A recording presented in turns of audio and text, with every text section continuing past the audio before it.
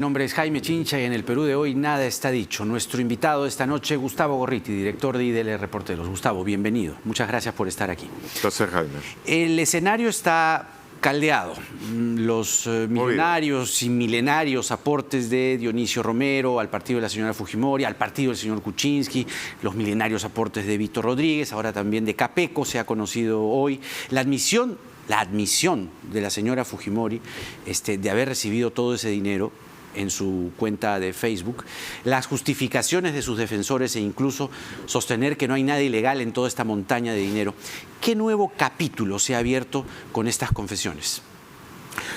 Un capítulo de importantes revelaciones que no ha terminado. Diría que no ha llegado siquiera a la mitad. Ha habido nuevas revelaciones, pero habrá otras más. E importantes también. ¿Ni siquiera a la mitad? Sobre esto.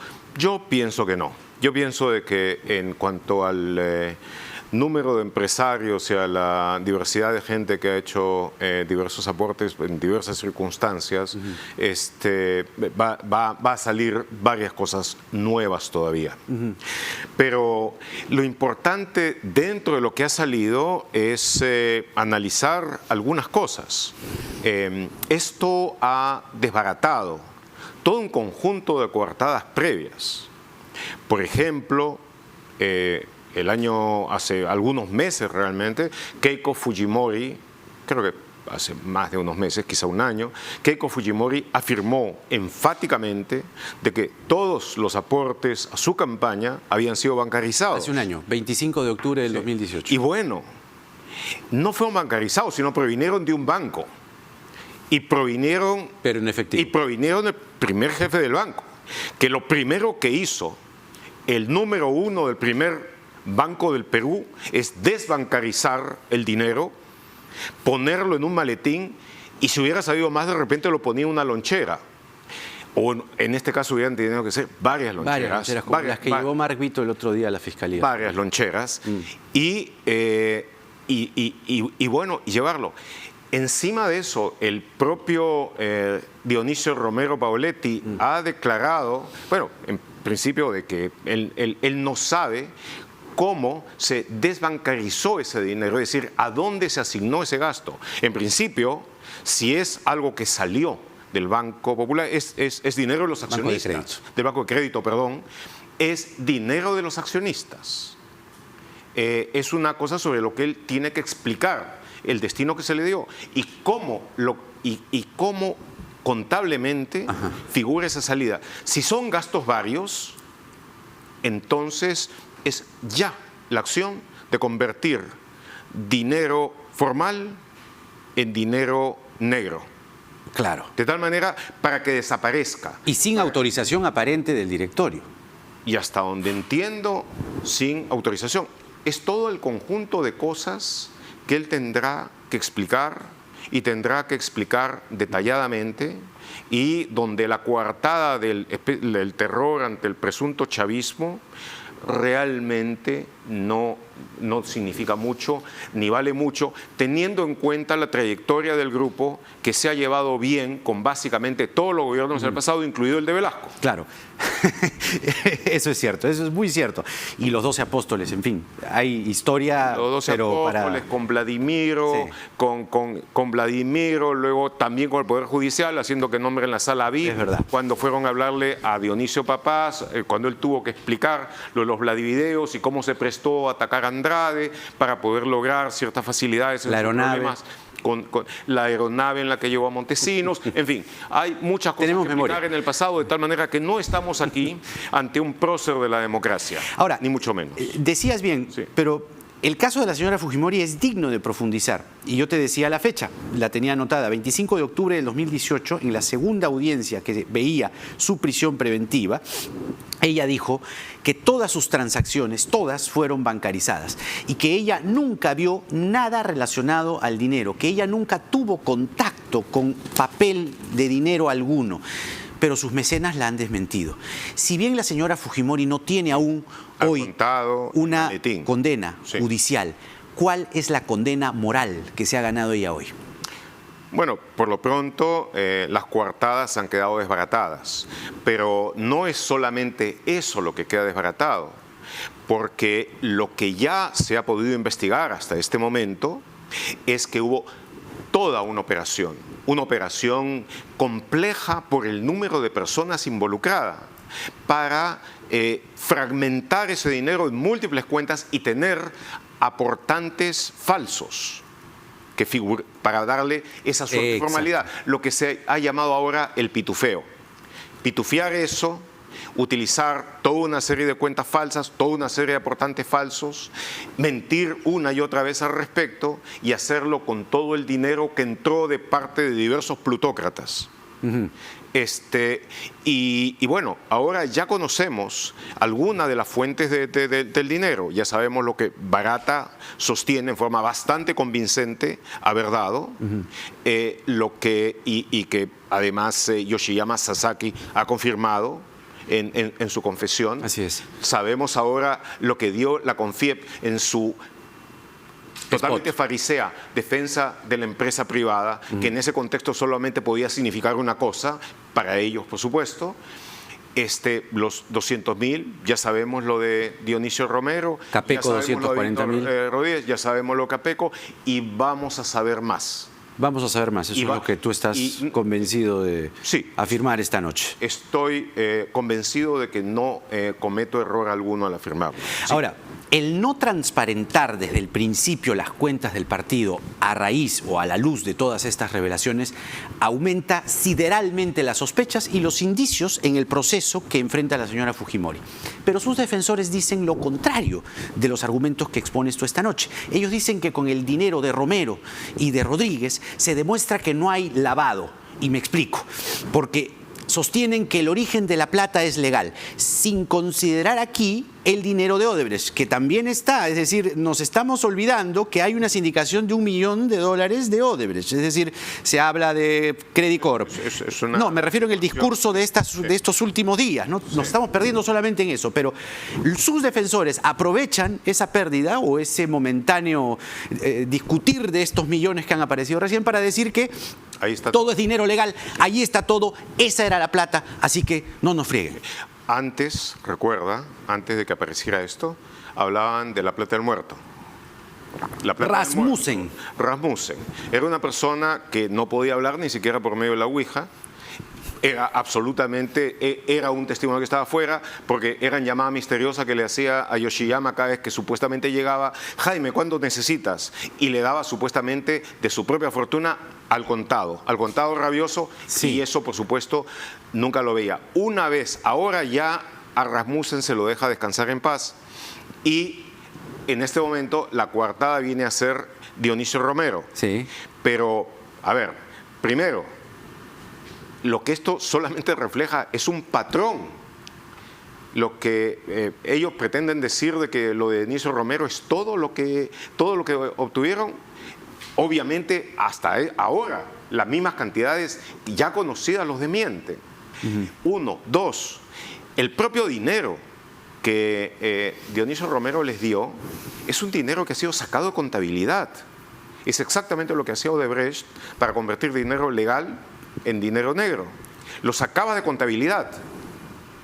O sea, estás afirmando que debería la tesis fiscal, o por lo menos la línea de investigación, la tesis fiscal tiene que proseguir la investigación. Que podría haber, lo que estoy entendiendo, que podría haber existido o podría haberse producido en este movimiento de dinero una virtual caja 2 en el mismo Credit Corp. Mira, aquí no hay que hacer conjeturas.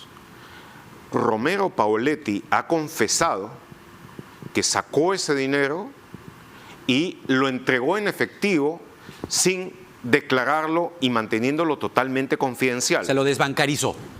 Lo sacó de contabilidad, para ser más preciso. Ajá. Y con lo que él supuestamente ha dicho, que tiene la coartada de gastos varios, que es lo que Odebrecht hacía cuando alimentaba la caja 2, la alimentaba con el dinero legal que tenía, con los sobrecostos que había logrado. De blanco a negro. De blanco a negro, y después que se pagaban las coimas, trataba de convertir de nuevo de negro a blanco. ¿Qué es lo que hizo Fuerza Popular? ¿Qué es lo que hizo Fuerza Popular con lo que recibió?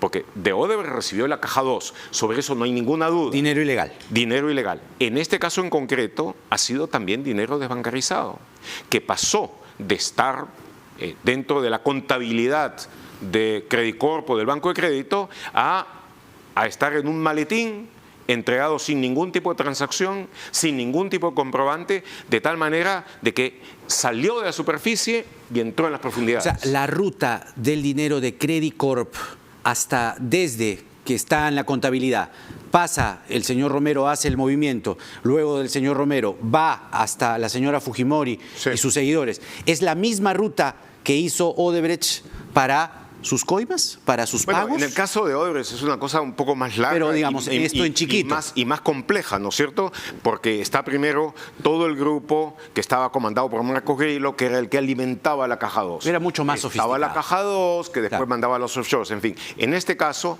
ha sido el jefe del grupo, el que saca el maletín, un maletín así de millonario. Solamente puedo recordar cuando se le pagó la CTS a Montesinos. Que fueron 15 millones de dólares. Un poco más, ¿no es cierto? Sí. Esto pero también ahí hubo un problema con cambiar el destino del dinero, ¿verdad? Sí, Jailili. Bueno, en este caso en concreto, aunque pertenece a la esfera privada, eso salió de la contabilidad formal. Se informalizó ese dinero. Se informalizó ese dinero. Entonces, hay algunas explicaciones serias que debe dar el primer funcionario y el primer ejecutivo del banco más grande del país. Ahora, creo que eso está bastante claro. Eso está... ahí no necesitamos entrar en condicionales. Claro, es que las explicaciones las tiene que dar los defensores dicen, no, pero era legal. No era como la caja 2 de Odebrecht ilegal. Era legal, entonces no hay lavado. Era tan... El dinero de Odebrecht cuando salía hacia la caja 2 era legal también. Claro. Cuando lo metían bajo tierra... Hasta ese momento la explicación es clarísima, de blanco a negro. De blanco a negro, eso es. El señor Yoshiyama escribe su carta hoy, ¿no? Y él dice, ya ven, era lo que yo les dije. El lunes 18 el señor Dionisio Romero Pauletti, presidente de Credit Corp, ha confirmado lo que vengo sosteniendo desde noviembre del 2018. Se llama Dionisio Rasmussen seguramente. Es que a eso voy, que en la carta no menciona en ningún momento al señor Rasmussen, pero se refiere a lo que dijo en noviembre del 2018 sobre el señor Rasmussen, que dijo, a los fondos utilizados para financiar la campaña electoral de Fuerza 2011 provinieron del sector empresarial y tenían orígenes lícitos, dice el señor Yoshiyama. ¿Está incurriendo en una mentira? ¿Cuándo no ha incurrido en mentira Yoshiyama? ¿Cuándo no? Pero ahora tiene a su sobrino que lo desmiente constantemente, que lo desmiente todo el tiempo, con base en lo que hablaron. Y también, por supuesto, en otro nivel, tiene a otros colaboradores eficaces que tuvieron niveles muy altos en todo el proceso de pitufeo y de lavado posterior que se dio, que lo desmienten en forma consistente. El caso concreto es de que se dieron toda una serie de aportes en efectivo, sin contabilizar, sin declarar con un asomo, un átomo de credibilidad, de claridad, a qué iban y a qué se debían.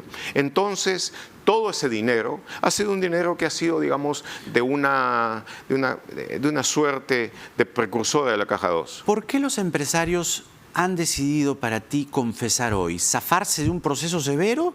Algunos hablan incluso de tirarle un salvavidas a Keiko Fujimori o una boya. Eso, la verdad, es bastante ridícula la idea de que están tirando un salvavidas a Keiko Fujimori, le están tirando un ancla. Un ancla en alta mar. Entonces, con eso sencillamente están confirmando que se recibieron múltiples aportes por cantidades muy altas de dinero, todos los cuales fueron ocultos, ninguno de los cuales fue declarado.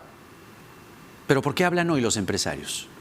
¿Por qué hablan hoy los empresarios? Porque las investigaciones han avanzado lo suficiente como para obligarlos a hablar. Ahí no ha sido todo que haya habido de repente una decisión de encontrar la verdad, de sincerarse, de que haya una necesidad de catarsis, de encontrar los valores de la sinceridad, de que se hayan iniciado en un curso colectivo de filosofía y dentro de ese curso el profesor de ética haya sido extraordinario. No ha pasado nada de eso. Lo que ha pasado es que las investigaciones aquí como en Brasil, que estos dos son los países donde ha habido mayor avance, han avanzado lo suficiente como para obligarlos a hacer así. Recuerda que cuando empezaron las confesiones, y en el caso de Odebrecht incluso, las confesiones han sido graduales, de a pocos, han ido desde la mentira completa hasta la casi verdad de hoy día. Pero cuando se estaba haciendo eso y cuando se llega a hablar de determinado tipo de sobornos y de cutras, se empieza a involucrar a otros. Cuando se habla del Club de la Construcción por primera vez, hay las negativas más indignadas, ¿verdad? Cuando se habla de la participación de Graña y Montero por primera vez, lo mismo. Ahora están haciendo cola los del Club de la Construcción, tratando de no ser el último en llegar a la colaboración eficaz, y ahora tienes en el caso de Graña y Montero a la competencia que hay entre la actual gerencia, la actual administración de Graña y Montero, que está en un proceso de colaboración eficaz, y los que han sido sacados, especialmente José y Hernando Graña, que a su turno están llevando una colaboración eficaz y que necesariamente, para poder aminorar el castigo que legalmente recibirían, están buscando de que su colaboración tenga mayor valor. Y además que no sean, o han querido evitar con esta declaración, pasar a la condición de investigados y más bien mantenerse en la condición de testigos, que es lo que son hoy ahora. Para todo propósito práctico, digamos, están siendo investigados, naturalmente. Pero eso forma en parte su calidad, lo que no quieren es pasar a la investigación formal. Lo que sucede es de que como el colaborador eficaz, en cuanto... a mí me gusta más el término brasileño, el delator premiado. ¿No? El delator premiado se tiene que comprometer a decir la verdad de todo. Y no solamente a decir la verdad, sino a no omitir. Y entonces cambia por completo su papel. Pasa de ser una persona enfrentada a la justicia a ser un aliado de la justicia. Y su principal misión es convertir el conocimiento que tuvo como perpetrador para revelar todo y denunciar a los otros participantes. Y esa revelación, esas confesiones son las que le dan un premio correspondiente a la calidad de esas revelaciones. Por eso es que eso es algo competitivo, que depende en el tiempo, que depende en llegar. Es un baile que tiene menos sillas que concurrentes. Claro. Ernesto Blume, el presidente del TC, para ti debió incluir el testimonio de Jorge Yoshiyama en el conjunto de elementos que deben tener en su ponencia, debe tener el doctor Blume, digo, en su ponencia para declarar fundado o no el habeas corpus. Lo que quiero saber es, o tener tu opinión, el no haber incluido el testimonio o no haber considerado el testimonio de Jorge Yoshiyama, ¿te lleva alguna sospecha de por dónde irá o iría el sentido de la votación la próxima semana? Yo creo que no necesito sospechar mucho. Es más o menos conocida la opinión y la proclividad de cada uno de los que están, de los que van a intervenir en esa sala, y solamente hay la duda de una o dos personas sobre a dónde se va a orientar el voto. Yo creo de que ahí las razones no tienen mucho que ver, por más de que Blume pueda decir o indicar que dentro del razonamiento, dentro de la deliberación que va a haber, no debe incluirse la confesión de Yoshiyama Sasaki, o incluso tampoco las más recientes, lo de Dionisio Romero, Víctor Rodríguez y otros más, pues ellos, estos magistrados no están en el Monte de Athos, están en Lima, están al tanto de lo que pasa, de lo que sucede, tienen criterios formados, y me imagino que esos criterios de una u otra manera van a informar su decisión. Pero a la vez son gente que tiene ya puntos de vista claramente establecidos, proclividades también más o menos claras, y yo diría de que aquí la pregunta es a dónde va a ir el desempate. Pero hay un tema ahí que hay una probabilidad, rumores insistentes hablan de que probablemente la votación podría quedar 4-3. 4-3 para otorgarle, declarar fundado el habeas corpus a la señora Fujimori. Sí. ¿Tú también has escuchado eso? Por supuesto. Digo, ¿qué cosa no se escucha en Lima durante todo el día, no es cierto? Pero reitero, la pregunta y hay es, por ahí un magistrado presionado. Exactamente. ¿A dónde va el desempate? ¿Cuán fuertes son las presiones? ¿No es cierto? Y cuán débil es el presionado. Claro. Yo creo que por ese lado va, no tiene mucho que ver con las razones profundas, las discusiones de lo debido, lo correcto, el derecho, la Constitución, las constituciones, Nabucodonosor, no tiene que ver con nada de eso, sino con ese tipo de cosas. Paradójicamente, y esto te lo cuento también así, digamos, en nivel de, digamos, rumor, pero no tanto porque nos pasó, ¿no? Nos pasó hoy día que llamábamos al presionado en cuestión y ha entrado una cura de silencio. No quiere hablar, dice, hasta nuevo aviso no voy a hablar. Y digamos que inquieta desde el punto de vista de que podría ser esa la motivación y que por allí iría la cuestión. Es decir, todo lo que se está discutiendo, que si Yoshiyama, que si no Yoshiyama, que si Dionisio Romero, que toda esta cantidad de información abundante, millonaria literalmente hablando, no sería determinante. Mira, Jaime, lo que sucede, y yo creo que los ciudadanos deben tenerlo claro, presente, es que si bien de un lado estamos, ya diría, en la parte final de la investigación anticorrupción más grande en la historia de este país y en la que se ha logrado ya resultados inéditos, espectaculares, pero en donde aún en la parte en el desenlace final, todas esas historias van a tomar más cuerpo, más detalle, más articulación, hasta poder tener una narrativa bastante completa. Aunque estamos en ese camino, que si se llega a hacer, puede cambiar para bien, en forma trascendente nuestra República, lo cierto es que de otro lado, esos avances espectaculares se dan en una convivencia enferma con buena parte de las instituciones que todavía están penetradas por la corrupción, los vicios, la parasitosis que hizo posible de que durante tantas generaciones la corrupción fuera un factor central en nuestra vida. Entonces, tú tienes, dentro del Poder Judicial hay todavía un número no desdeñable de sobrevivientes de los cuellos blancos, en un contexto en que la investigación, por desgracia, no ha avanzado lo suficiente. Yo espero que en el arreglo del balance de fuerzas políticas que venga con el nuevo Congreso, esto pueda avanzar en forma mucho más rápida. Pero no solamente en el Poder Judicial, en el Ministerio Público, en la Fiscalía de la Nación, tienes nada menos que una guerra civil entre este grupo de élite, este grupo que sin tener necesidad sin hacer la menor exageración, puede calificarse con toda propiedad extraordinario de fiscales que han... El equipo especial. El equipo especial anticorrupción, que está acompañado por otros fiscales muy meritorios, las fiscales que llevaron a cabo el caso de los cuellos blancos. Sánchez y Castro.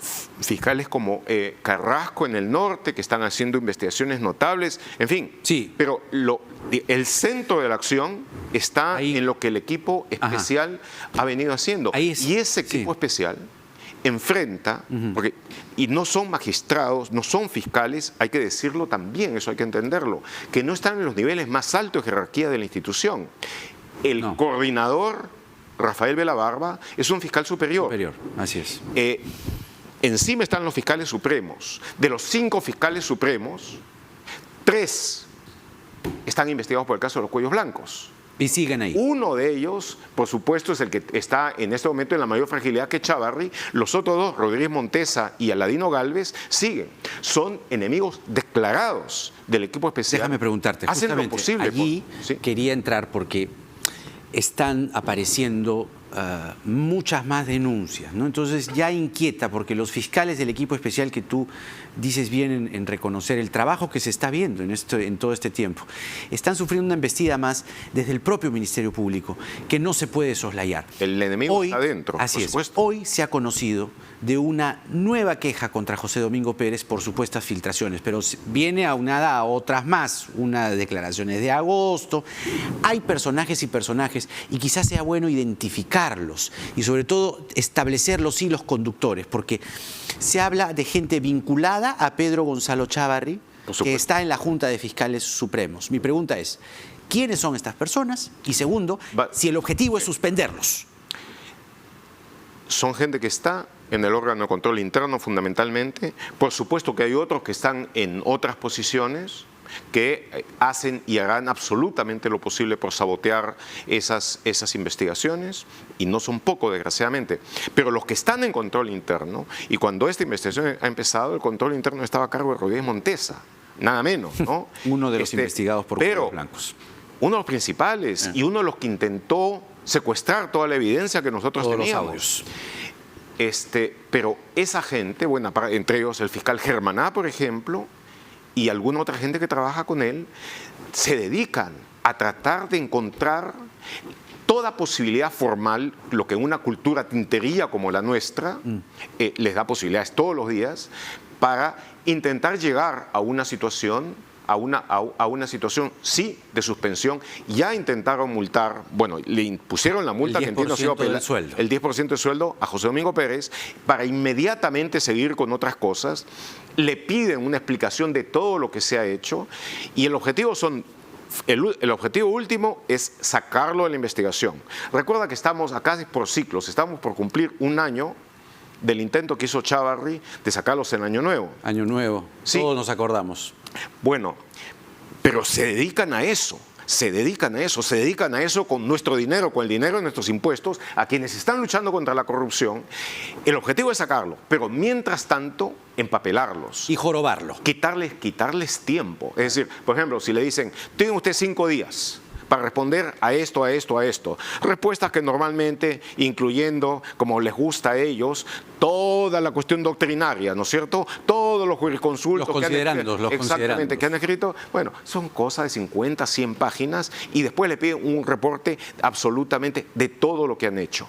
Entonces, esa cosa constante no tiene otro nombre que un hostigamiento y el deseo de sabotear a como dé lugar desde dentro de la Fiscalía de la Nación el trabajo que ¿Existe entonces para ti un, vamos a decirle, operativo, vamos a decirle una intentona, vamos a decirle un plan desde el propio Ministerio Público, gente vinculada a los cuellos blancos, investigados cuando menos, Chávarri y los otros dos supremos, Rodríguez Montesa y Alanio Gálvez, para acabar con el equipo especial, para tumbarse, tirarse abajo a Pérez y a Vela? Por supuesto que sí. ¿Pero lo van a poder hacer? Pero por supuesto que sí. ¿Y la Fiscalía de la Nación dónde está? Y van a intentar hacerlo y van a continuar haciéndolo.